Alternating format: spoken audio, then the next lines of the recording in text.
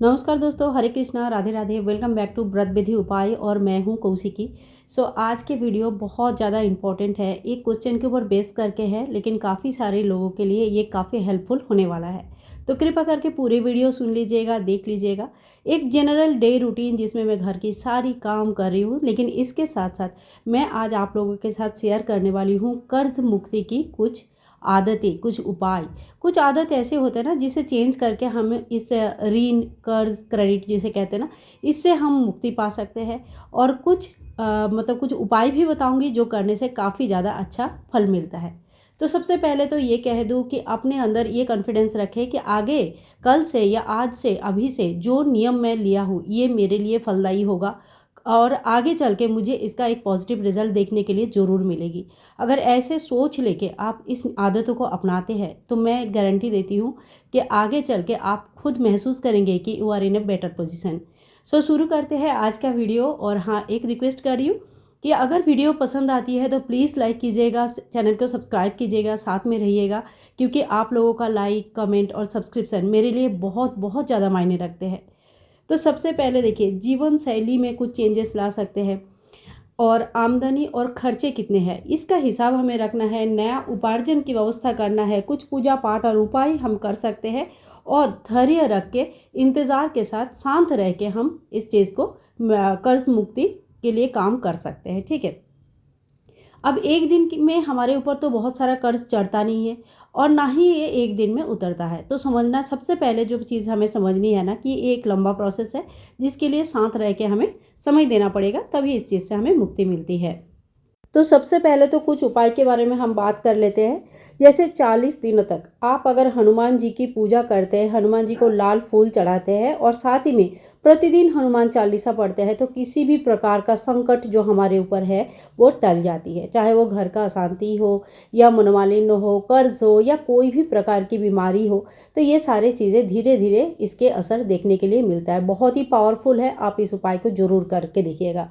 हनुमान चालीसा जब आप प्रेयर्स में रहेंगे या सूतक पातक चलेगा उस समय नहीं पढ़नी चाहिए। इस बात का ध्यान रखें, शुद्ध होके ही इस पूजा को, पाठ को करनी चाहिए। तो जब भी आप पाठ करेंगे, स्नान आदि कर लीजिएगा, हनुमान जी की फोटो या मूर्ति सामने रखिए, एक दिया जलाइए, एक लाल फूल चढ़ाइए और फिर ये पाठ कीजिएगा। नियम के हिसाब से डेली 40 दिनों तक इस पाठ को कीजिए, संकल्प लेके।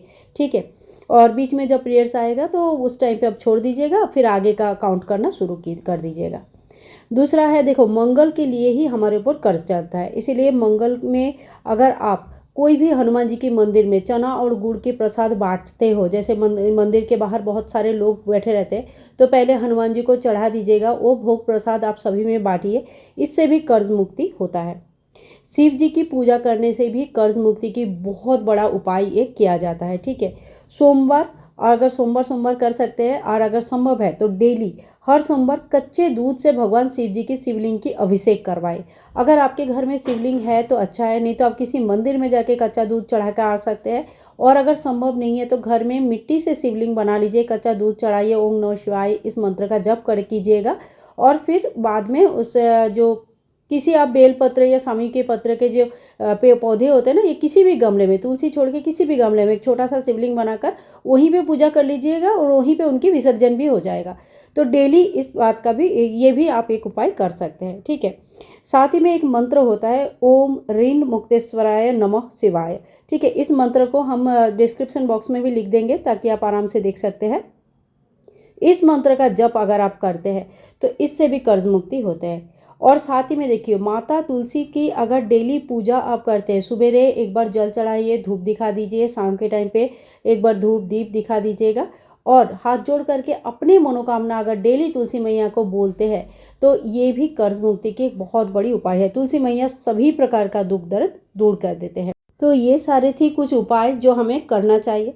इसके बाद हम कुछ प्रैक्टिकल बातों पे बात करेंगे जो कि जरूर करना चाहिए, क्योंकि केवल मात्र पूजा पाठ और उपाय करने से कोई भी चीज़ की हल नहीं निकलती है।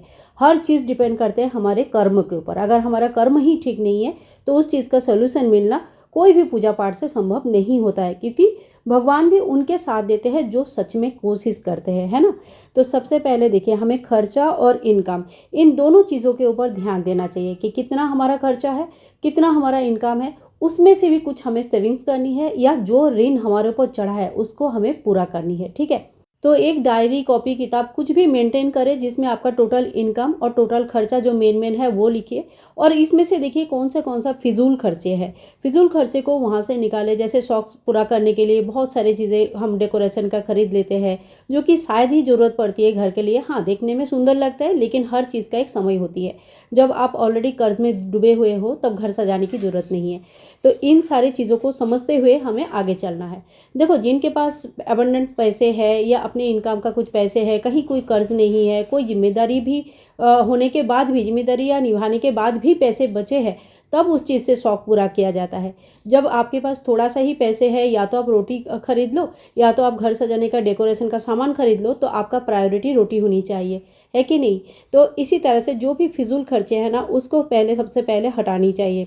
अगर बहुत ज़्यादा कर्ज चढ़ा है तो घर का ज़्यादा से ज़्यादा काम कोशिश कीजिएगा खुद करने के लिए, क्योंकि जब भी हम कोई हाउस हेल्पर रखते हैं तो उनके पीछे भी काफ़ी ज़्यादा पैसा जाता है। अगर साल भर का देखा जाए तो कुछ 30-40 हज़ार से ज़्यादा ही उनके पीछे चला जाता है, इससे ज़्यादा भी कभी कभी हो जाता है।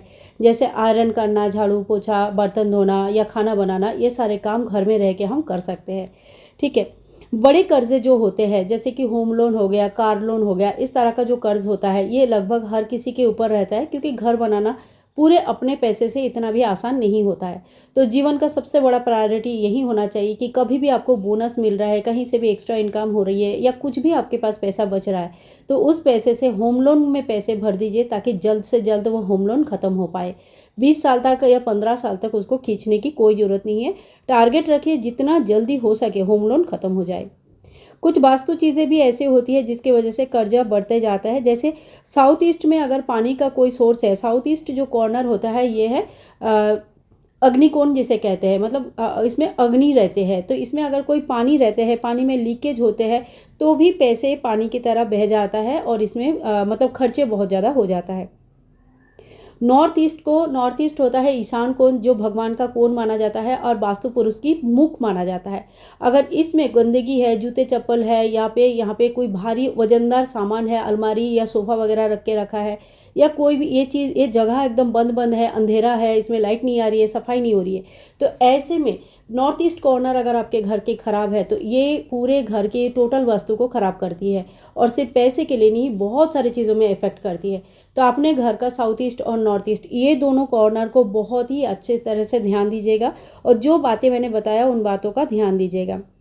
देखिए, कोशिश कीजिएगा जब कर्ज हो जाता है ना, तब इनकम को बढ़ाना चाहिए और खर्चे को कम करना चाहिए। अब क्वेश्चन आता है कि इनकम को हम बढ़ाएं तो कैसे बढ़ाएं। इनकम बढ़ाने का कई सारे मेथड होते हैं, जैसे कि आप घर पर अगर पढ़ी लिखी है, आप अच्छे से बच्चों को पढ़ा सकते हैं, तो आप ट्यूशन्स ले सकते हैं, ड्राइंग पेंटिंग का क्लासेस, या कोई भी हॉबी आपने कभी सीखा होगा तो उससे भी बच्चों को सिखा सकते हैं। इससे थोड़ी बहुत आपका हाथ खर्चा जो डेली का आपको लगता है कि थोड़ा कुछ खरीदेंगे, इसके लिए बार बार किसी से मांगने की ज़रूरत नहीं पड़ती है, आप अपना खर्चा खुद निकाल सकते हैं। सिलाई वगैरह कर सकते हैं, बुनाई कर सकते हैं, आपके जो भी अंदर आपके टैलेंट है आप उस चीज़ को काम में लगाइए, और महीने के थोड़ा बहुत ही सही कुछ तो इनकम करने की कोशिश कीजिए। साथ ही में अपना घर की साफ़ सफाई में ध्यान दीजिए। जो घर गंदे रहते हैं, जिसमें कपड़े बिखरे हुए हैं, बाथरूम गंदे हैं, किचन साफ़ नहीं है, ऐसे घर में लक्ष्मी जी नहीं रहती है। तो अपने घर के साफ़ सफाई में नज़र दीजिए। घर छोटा या बड़ा ये मैटर नहीं करता है, मैटर करता है कि घर कितना साफ़ सफाई और सुंदर है। ठीक है, और कभी भी घर के जो गृहिणी है इन्हें फटा कपड़ा नहीं पहनना चाहिए, बेसिकली किसी को भी नहीं पहनना चाहिए। अगर कपड़े फट गए हैं और पैसे नहीं है खरीदने के लिए, तो फिर आप कपड़े को सिल के पहनिए, साफ़ कपड़े पहनिए, लेकिन फटा और पुराना गंदा कपड़ा जो पहनते हैं ना, उस घर में से भी लक्ष्मी जी चले जाते हैं। फिर देखिए, कुछ कुछ आदतें हमारे ऐसे होते हैं ना, किसी किसी का मतलब रहते हैं कि साल में 2 बार तो घूमने जाना ही पड़ेगा, चाहे हम कर्ज लेके ही क्यों ना चले जाए। तो इस बात पे अपने आप को थोड़ा कंट्रोल तो करना पड़ेगा। देखिए, जीवन इतनी आसान नहीं होता है। जब इंसान के पास पैसे होता है ना तो सब चीज़ आसान लगता है, जब पैसे नहीं होता है ना तो कोई साथ नहीं निभाता है। जब हम बीमार पड़ते हैं ना तब हमें लोगों का अहमियत पता चलता है। तो पैसे की बहुत अहमियत है। पैसे सब कुछ नहीं होता है, लेकिन पैसे के बिना कुछ नहीं होता है, ये तो सत्य सभी लोग जानते हैं। तो अपना जो एक्स्ट्रा फिजूल का घूमना फिरना, ये सारी चीज़ें भी थोड़ी सी कंट्रोल तो हमें करना ही पड़ेगा, जब तक ना हमें कर्ज से हम मुक्त में हो जाते हैं, है ना। जब कर्ज़ हमारे ऊपर नहीं रहेगा तब हम थोड़ा थोड़ा करके पैसे जमा करेंगे और उससे फिर घूमेंगे या अपने शौक़ पूरा करेंगे, तब उस चीज़ की खुशी कुछ और ही होता है। नहीं तो कर्ज़ एक ऐसी चीज़ है ना, दिन ब दिन बढ़ती जाती है और इसकी वज़न इतना होता है कि हम इसको उठा नहीं पाते हैं। कई सारे न्यूज़ आप लोगों ने देखा होगा जो सच में आँखों में आंसू ला देती है। तो इसीलिए इन सब चीज़ों से हमें बचना चाहिए, अपने खर्चे को कंट्रोल करना चाहिए और एक अच्छा जीवन शैली होना चाहिए, जैसे सवेरे उठना, स्नान आदि करना, रोज़ भगवान का पूजा पाठ करना, घर के खाना घर में ही खाना बनाना, बाहर का खाना पीने से दूर बचना और खाना ज़्यादा वेस्ट ना करना। डेली डेली खाना भी जो वेस्ट करता है ना, उसके घर में भी बीमारियाँ फैलती है, डॉक्टर के पीछे पैसे जाते हैं और साथ ही में कर्ज चढ़ता जाता है। ठीक है, तो ये सारी चीज़ें में हमें ध्यान देना चाहिए। और देखिए, निंदा चुगली से तो दूर ही रहना चाहिए। ये भी इतना ख़राब चीज़ है ना, क्योंकि इसमें घंटों निकल जाती है, लेकिन अपना वही घंटे अगर हम अपने काम में लगाते हैं ना, तो ये बहुत ही ज़्यादा हेल्पफुल होता है। पर हम निंदा चुगली में ही घंटों निकाल देते हैं और अपने काम के टाइम को ख़राब करते हैं। एक बहुत ही बढ़िया और अच्छा उपाय बोलती हूँ, देखो, हर अमावस्या के दिन पितरों को तर्पण कीजिएगा। एक लोटे में काला तिल डाल के थोड़े पितरों को तर्पण कीजिएगा और दान जरूर कीजिएगा। अमावस्या के दिन दान करने से भी कर्ज मुक्ति होती है। सबसे लास्ट में यही बोलना चाहूँगी कि धैर्य रखिए। एक दिन में कुछ भी नहीं होता है, लेकिन धीरे धीरे इन आदतों को अगर आप अपनाएंगे तो कर्ज तो मुक्त होगा ही, साथ में घर में सुख शांति भी आएगी। आज का वीडियो आप लोगों को कैसे लगा ज़रूर बताना। अगर वीडियो में दी गई जानकारी आप लोगों को अच्छा लगा है तो प्लीज़ एक लाइक तो ज़रूर ही कर दीजिएगा। और हाँ, जाते जाते सब्सक्राइब भी करते जाइएगा, ताकि आने वाले वीडियो के साथ हम और आप जुड़े रह सके। मिलूंगी एक और नया वीडियो के साथ। और देखिए, नवरात्रि आने वाली है, तो उससे पहले जितनी भी अच्छी आदतें हैं ना, वो हमें अपनाना चाहिए। ये हमारे खुद के लिए अच्छा होता है। चलो, आज के लिए इतना ही। Bye bye and take care.